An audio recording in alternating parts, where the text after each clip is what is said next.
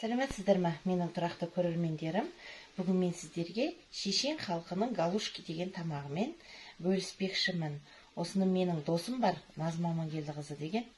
Сол кісі дастарханына шақырып бізді қонақ қылған кезде осы тағамды бізге ұсынды. Дәмі керемет болды. Енді мен өзім отбасымен бұл сол тағамды жасап көріп, сіздермен бөлісейін деп тұрмын. Ал ендеше кеттік.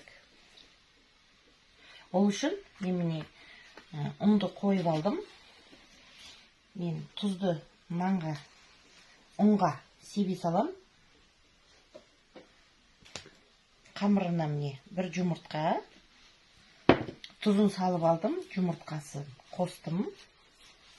Енді жұмыртқасын кішкене езіп аламын да. Жылы су. Нанын кішкене қаттырақ білейін. Өйткені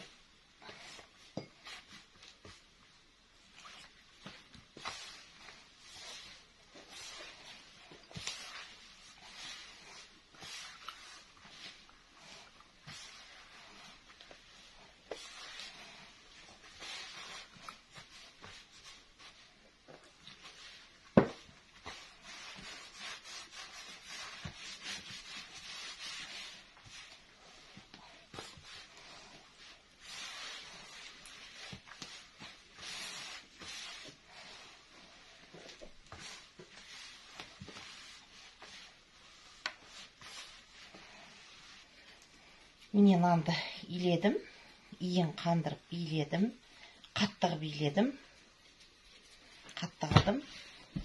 Енді оны иін қандыруға қоя тұрамыз.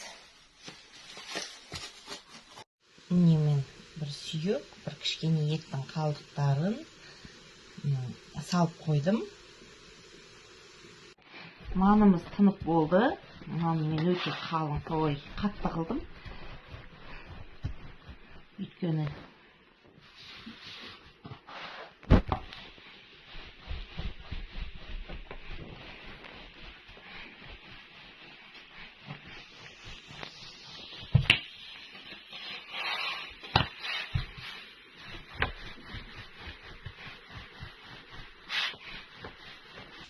міне нанымызды аса қатты жұқа қылмаймыз. Сосын осылай кесіп аламыз.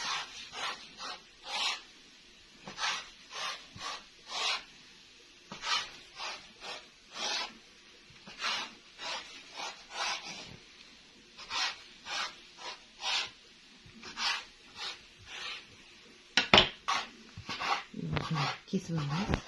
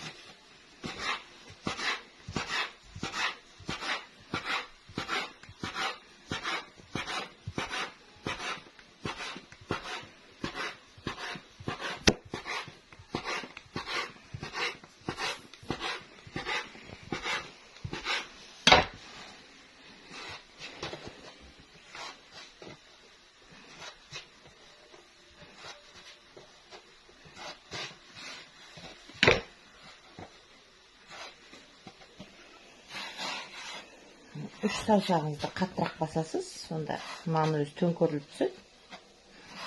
Мінекей.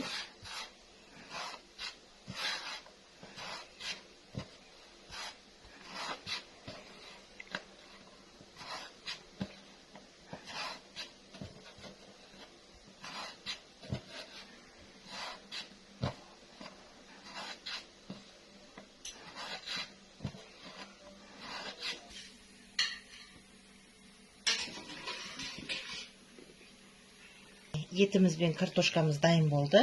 Қазір оны әдемілеп тураймыз. Оғанға дейін нанның сорпасына салып келемін. Міне біздің нанымыз пісті. 20-25 минут қайнаттық. Құрметті көрермендер, міне біздің тамағымыз дайын болды. Шешен халқының ұлттық тағамы галуш. Несі чеснок пен бұрыш. Мінекейлеріңіз, астарыңыз дәмді болсын.